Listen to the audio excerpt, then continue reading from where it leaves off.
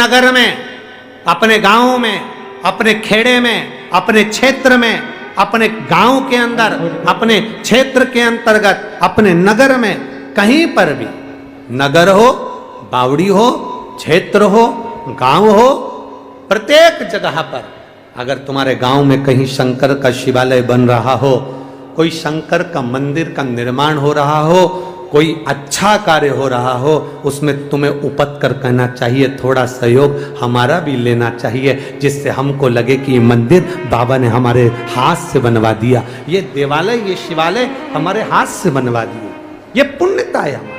कथा कह रही है, भगवान शिव का संवाद कर रहा है। जीवन में अगर थोड़ा दुख भी आए तो ये ना सोचें कि कष्ट बाबा ने आप ही को दिया है, कुछ संवारने के लिए,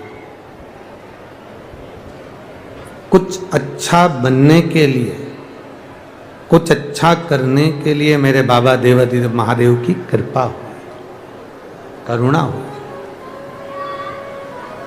एक बड़ा सुंदर संवाद आता है। एक मत्स्य पुराण में, विष्णु धर्मोत्तर पुराण में, नवदुर्गा उपनिषद में,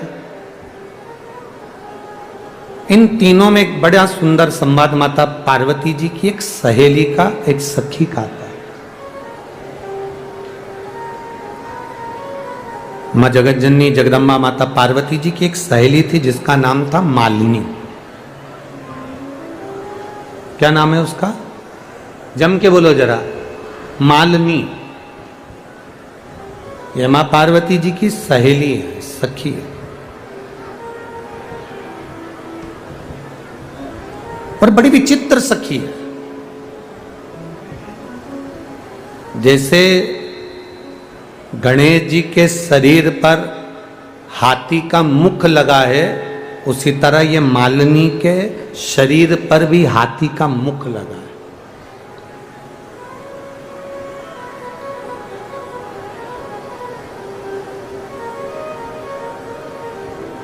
अब आप कहोगे गुरुजी ये स्त्री के धड़ पर हाथी का मुख है? हाँ, एक मत्स्य पुराण में, विष्णु धर्मोत्तर पुराण में, और एक नवदुर्गा उपनिषद के अंतर्गत मालिनी का चरित्र वर्णन आता है। थोड़ा सावधान रहकर सुनिएगा इस चरित्र को, क्योंकि तेज शिव महापुराण की कथा चल रही है। हम मालिनी के उस स्वरूप को जानने का प्रयास करेंगे। भगवान शिव के उस करुणामय आशीर्वाद को हम जानने का प्रयास करें। नवदुर्गा उपनिषद कहती है,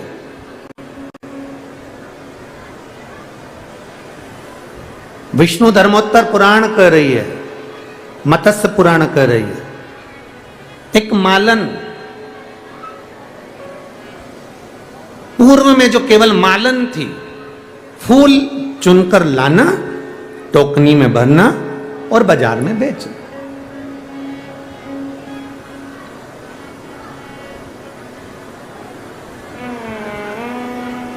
अब इस मालन का काम क्या है? ये मालिनी जो मालन है, ये पूर्व में जो मालन थी, इसका काम क्या है? केवल उस टोकनी में फूलों को एकत्रित करना और फूलों को एकत्रित कर कर उन फूलों को बेचना, उन फूलों को बाजार में लेकर जाना।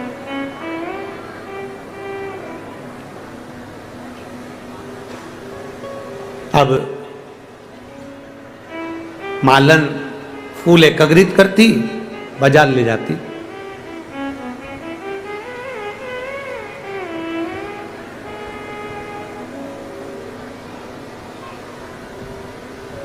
इसका एक नियम था। अब वो नियम थोड़ा सा ध्यान दीजिएगा। इसका एक नियम बड़ा विचित्र था इस मालन का। एक क्या करती थी, अगर कोई भूल से भी कह देता था कि मैं शिवालय जा रहा हूं, शंकर के मंदिर जा रहा हूं, शिवालय पहुंच रहा हूं, शंकर के द्वार पर पहुंच रहा हूं, तो मालन फूल तो देती थी पर उसका रुपया नहीं लेती।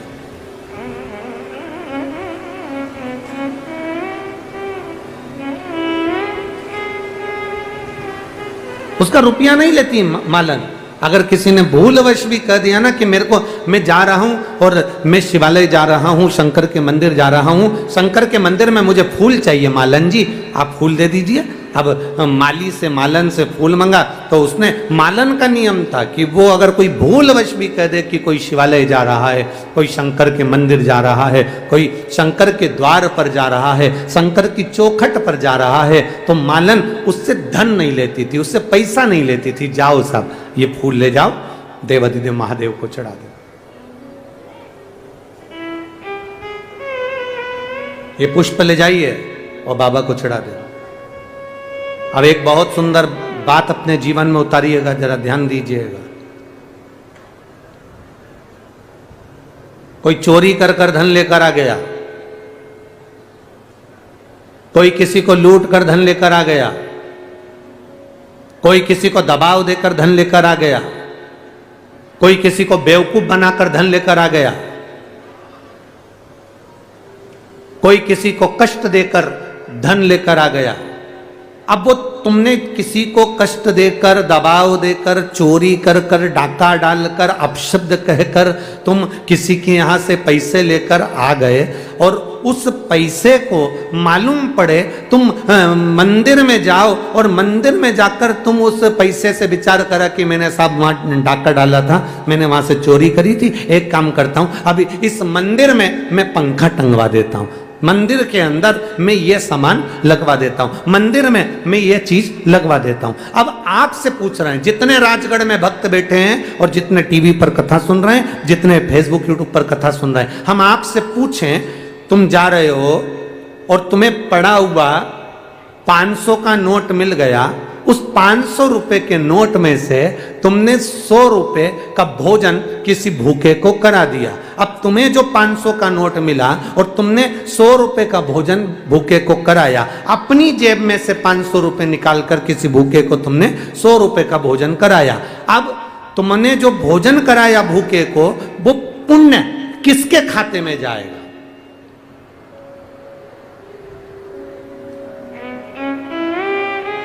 तुम्हारे खाते में कि जिसके वो 500 रुपए थे उसके खाते में? अब बोलो जरा जल्दी बोलो राजगढ़ वाले, किसके खाते में गए? जिसके 500 रुपए गिरे थे।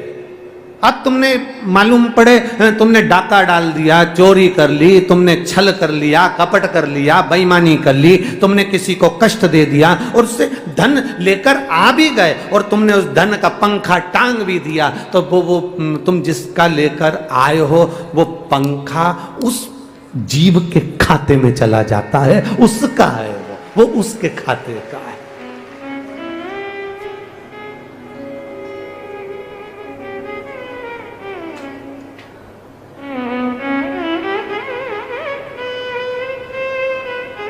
और सरल भाषा में समझ लो, राजगढ़ की जीजियों बहुत अच्छे से समझना, बहुत अच्छे से।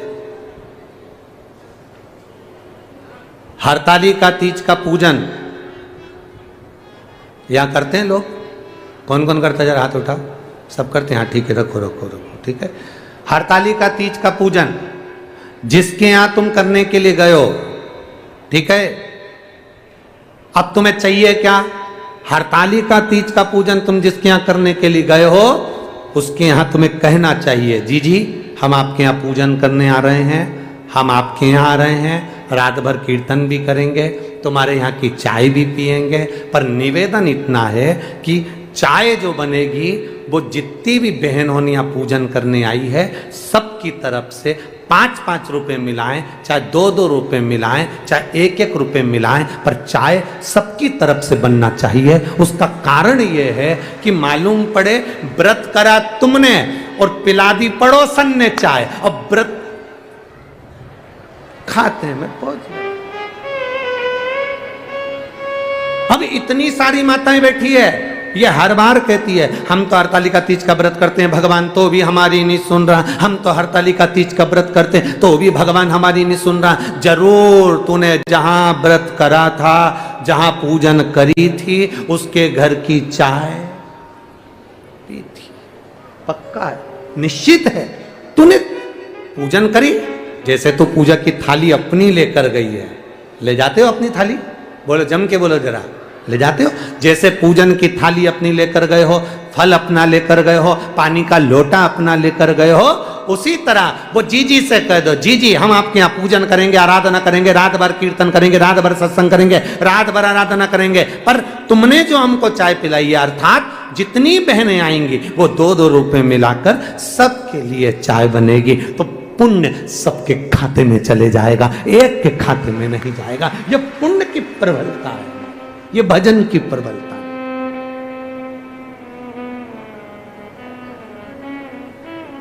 और सरल भाषा में समझ लो, इससे भी सरल भाषा,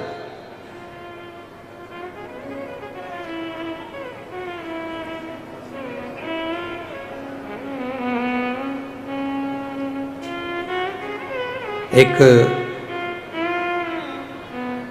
फूल वाले को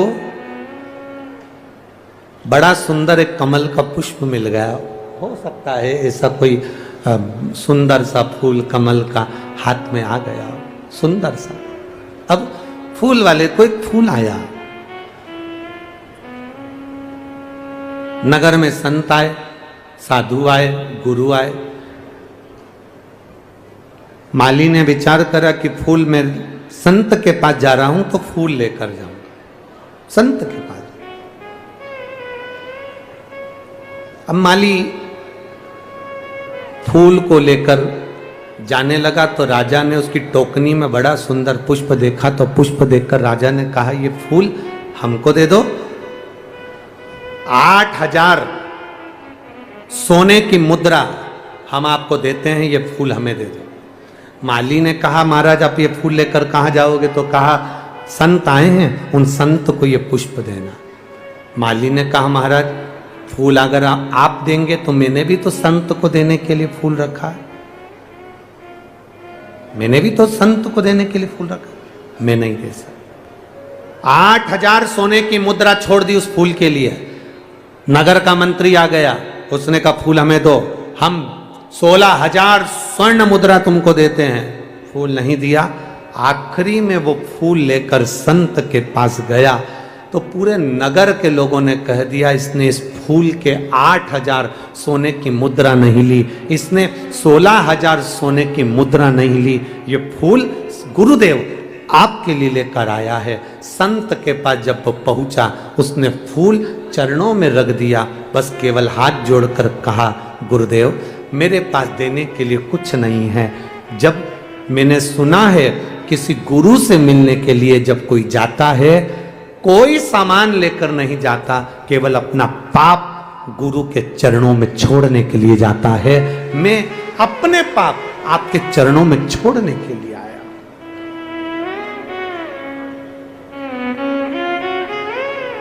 मैं अपना पाप एक गुरु के चरणों में छोड़ने के लिए, गुरु की आंख से आंसू बह गए, गुरु के नेत्रों से जल बह गए। आज कोई मिला जिसने सत्य कहा है।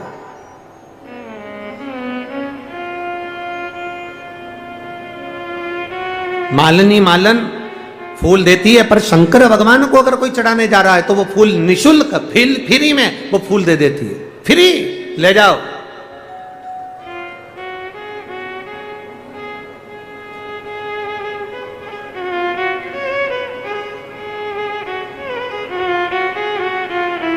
हमारे पुष्टि मार्ग में यहाँ ठाकुर जी की हवेली है राजगढ़ में। हमारे पुष्टि मार्ग में एक वर्णन आता है, सारे मंदिरों में जाना, उस मंदिरों में फ्री में आपको प्रसाद मिल जाएगा। हनुमान जी के मंदिर जाएंगे फ्री में प्रसाद मिल जाएगा, राम जी के मंदिर जाएंगे फ्री में प्रसाद मिल जाएगा, दूसरे मंदिर जाएंगे फ्री में प्रसाद मिल जाएगा। केवल पुष्टि मार्गी हवेली जी, ठाकुर जी की हवेली जी एक ऐसी होती है जहां पर आप 50 रुपए जमा करो तो आपको मोहन थाल मिल जाएगा, आप 25 रुपए जमा करो आपको ठोर मिल जाएगा, आप 10 रुपए जमा करो आपको पान का बीड़ा मिल जाएगा। बोलो सही है कि गलत है? जम के तो बोलो जरा, सही है ना? केवल ठाकुर जी की हवेली पुष्टि मार्ग में श्रीमद वल्लभाचार्य जी ने यह नियम लगाया कि हवेली जी में अगर कोई प्रसाद ले रहा है तो फ्री नहीं, उससे भी एक शुल्क लिया जाए। उसका कारण क्या हुआ, उसका कारण क्यों है? उसका केवल एक कारण है कि फ्री में अगर प्रसाद मिलता है तो उसको लोग ले जाकर अलमारी पे रख देते हैं, फ्रिज पे रख देते हैं, बाद में वो अलमारी में पड़ा रहता है और 15 दिन बाद वो काम वाली बाई को दे दिया जाता है। काम वाली बाई उसको उठाकर गाय को खिला देती है। पर जब कोई व्यक्ति पैसे देकर कुछ खरीदता है तो उसकी कीमत जानता है, इसलिए उसको प्रेम से ग्रहण भी करता है। निःशुल्क नहीं दिया। हमारे पुष्टि मार्ग की हवेली में आपको 50 रुपए का ठोर मिल सकता है, 10 रुपए का एक मोहन थाल। उसका एक नियम बनाया, उसका कारण यह है प्रसाद का सम्मान हो। दूसरा नियम बनाया कि जिस प्रसाद को हम ग्रहण कर रहे हैं, किसी ने आटा दिया, किसी ने चावल दिया, किसी ने शक्कर दी, किसी ने कुछ दिया, किसी ने कुछ दिया, आप किसी का दिया हुआ खाएंगे तो वो पचाएंगे कैसे? इसलिए जो प्रसाद आप ग्रहण कर रहे हैं उसका कुछ शुल्क हवेली जी में जमा कर कर आप जब लेते हैं तो वो प्रसाद भी आपको अपना लगता है और अपना कल्याण कर कर चलता है। वो निःशुल्कता नहीं है। पर ऐसे भी लोग बैठे हैं और ऐसे भी लोग होंगे, ऐसे बहुत सारे लोग संसार में, राजगढ़ में है कि नहीं पता नहीं हमको, ऐसे बहुत सारे लोग बैठे हैं, एक पीपा तेल देते हैं और 25 डब्बे भर के नुक्ति भंडारे की ले जाते हैं।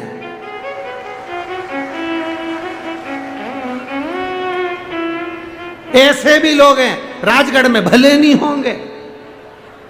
पीछे से आवाज आ रही है, पीछे से आवाज आ रही है, हम नहीं कह रहे। एक डब्बा तेल का देते हैं और अकड़ ऐसी दिखाते हैं, मैंने तेल दिया था, मेरे घर अन्नकूट का प्रसाद क्यों नहीं आया? मैंने तेल दिया था तो माता जी का भंडारा हुआ तो मेरे घर प्रसाद क्यों नहीं आया? जब तेल मैंने दिया, डब्बा मैंने दिया, आटा मैंने दिया, सब्जी मैंने दी, 2 किलो आलू देकर 500 किलो का माल लेकर घर चले जाते हैं लोग। इसमें के होते हैं। शिव पुराण कहती है, कितना सुंदर संवाद शिव पुराण ने कहा। शिव पुराण कहती है सबसे ज्यादा नरक में, या यहाँ शास्त्र कह रहा है सबसे ज्यादा नरक में कौन पड़ता है? तो कहा जो प्रसाद बांटता है वो नरक में पड़ता है। सबसे ज्यादा नरक में कौन पड़ता है? तो कहा प्रसाद बांटने वाला पड़ता है। प्रसाद बांटने वाला नरक में क्यों पड़ता है? क्योंकि उसका एक कारण है, प्रसाद धर्म की जगह पर बंटता है, प्रसाद सत्य की जगह पर बंटता है, प्रसाद कथा में बंटता है, प्रसाद मंदिर में बंटता है, प्रसाद सत्संग में बंटता है। तो सत्संग में अगर प्रसाद बंट रहा है, धर्म की जगह पर तुम खड़े हुए हो, प्रसाद बांटने खड़े हुए हो, तुमने हाथ में तसला रख रखा, प्रसाद दे रहे हो, तो व्यक्ति नरक क्यों चले जाता है? उसका कारण है प्रसाद बांटने वाला जब बांटने खड़ा होता है, अपना वाला आया तो हाथ ऐसा हो जाता है और पराया आया तो हाथ ऐसा हो जाता है। जो भगवान के दरवाजे पर खड़े होकर छल करता है वो सीधे, बोलो जम के बोलो जरा, नरक चले जाता है। इसलिए मेरी राजगढ़ की जिज्जियों और मेरे यहां पर बैठे जितने भी जी जाओ, सबसे निवेदन है प्रसाद बांटने जब खड़े होना, तुम्हारी धर्म पत्नी भी आ जाए और तुम्हें कितनी भी आंख दिखाए, कितनी भी दिखाए,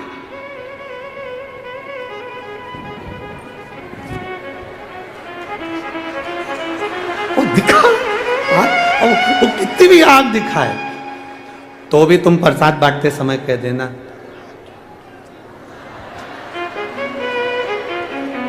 फिर बोध कहेगी,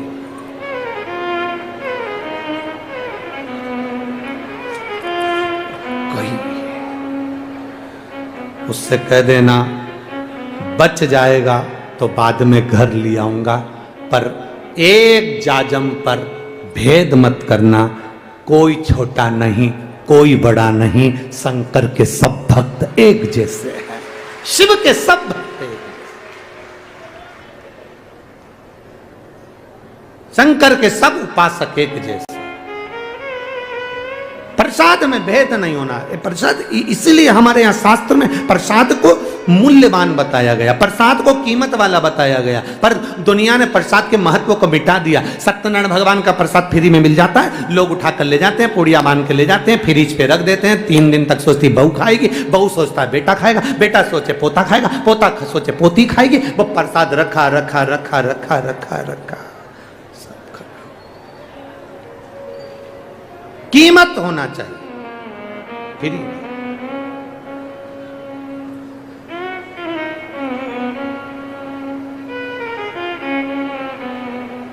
और देखिए मेरे बाबा ने,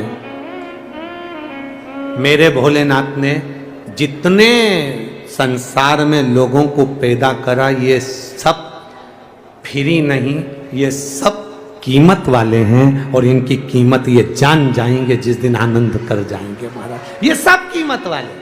संसार में जन्म लेने वाला ब्राह्मण हो, क्षत्रिय हो, वैश्य हो, शूद्र हो, चारों वर्ण को एक जगह बैठना चाहिए, एक जाजम पर बैठना चाहिए, एक स्थान पर बैठना चाहिए। कोई छोटा नहीं, कोई बड़ा नहीं, सबकी समता होना चाहिए,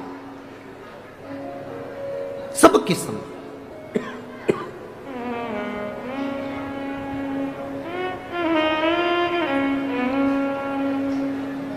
ब्रह्मा विष्णु सदा शिव जानत अविवेका, प्रणवाक्षर के ओम अक्षर के ये तीनों।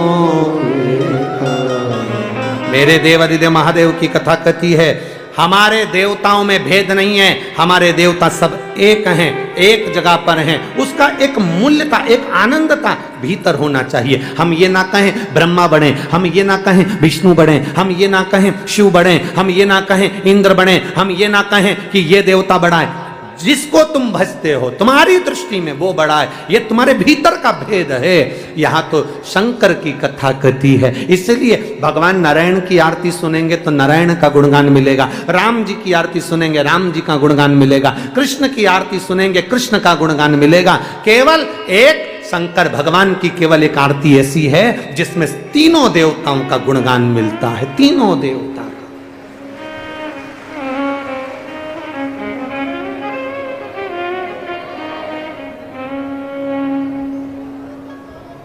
अच्छे माला बन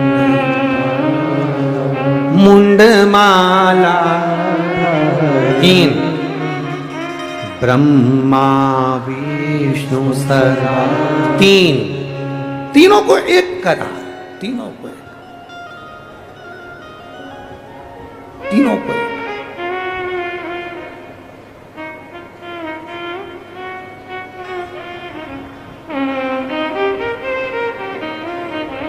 महाराज मेरे देव में कोई भेद नहीं। मालिनी पुष्प बेच रही है, कहती है शिवालय को जा रहा है, कोई ने बोल से कह दिया मैं शंकर के मंदिर जा रहा हूं, फूल फ्री, निशुल्क, निशुल्क। क्यों?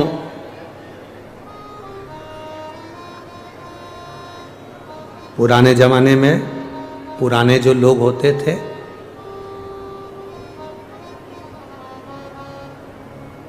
पुराने जमाने के जो लोग होते थे वो कुआं खुदवाते थे, बावड़ी बनवाते थे।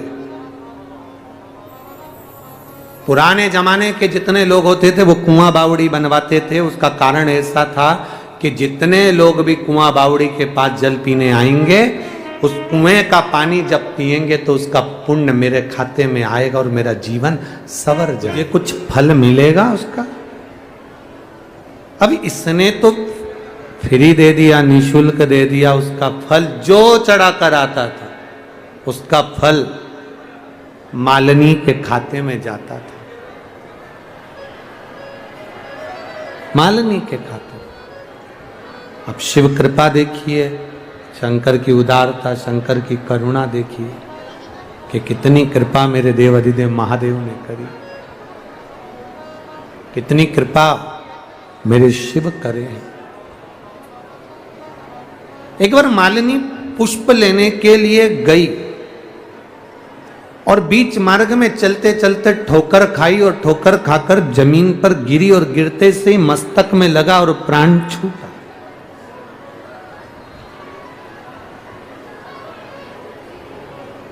मस्तक में लगा और प्राण छूटा, प्राण गए।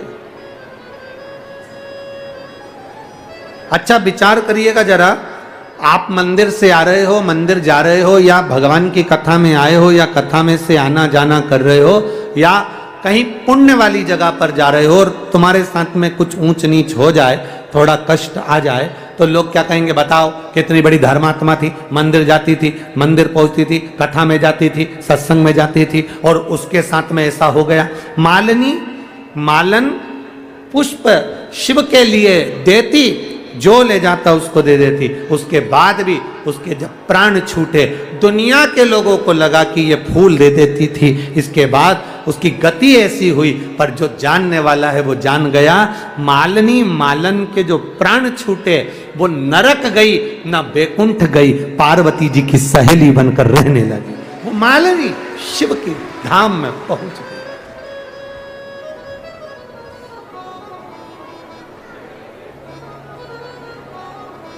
एक बहुत अच्छे से ध्यान रखिएगा, शब्द पर ध्यान दीजिएगा, आप सबसे निवेदन, बहुत ध्यान देना। कभी कभी पूजा की थाली लेकर मंदिर में गए हो और आपकी माचिस मंदिर में रह गई, थोड़ा ध्यान देना, बहुत ऊंचे शब्दों पर स्मरण करिएगा जो आपकी जिंदगी को बनाने वाले शब्द हैं। माचिस रह गई।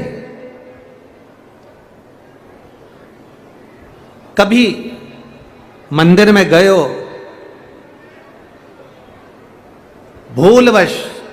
भूल से माचिस छूट गई है, घी की एक डब्बी मंदिर में रह गई है, भूलवश, जानकर कर नहीं, भूलवश रह गई। या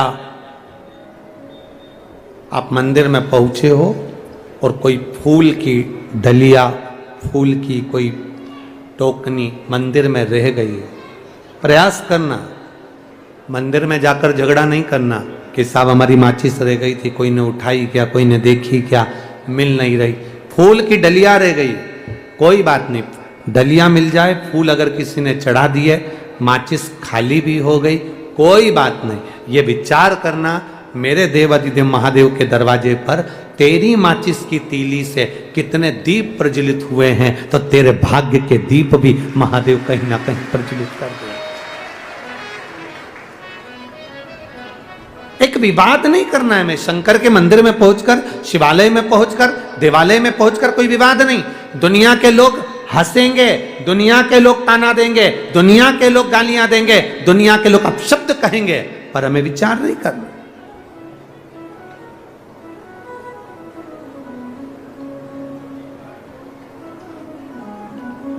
एक पत्र किसी राजगढ़ के एक भाई ने लिखा है, श्रीमती उषा शर्मा, ईश्वर शर्मा, शिवधाम कॉलोनी, राजगढ़, शिक्षक। मोबाइल नंबर ये है, कहीं बैठे हैं तो हाथ हिला सकते हैं, कहीं बैठे हो आप ही हैं, दोनों हाथ हिला दीजिए।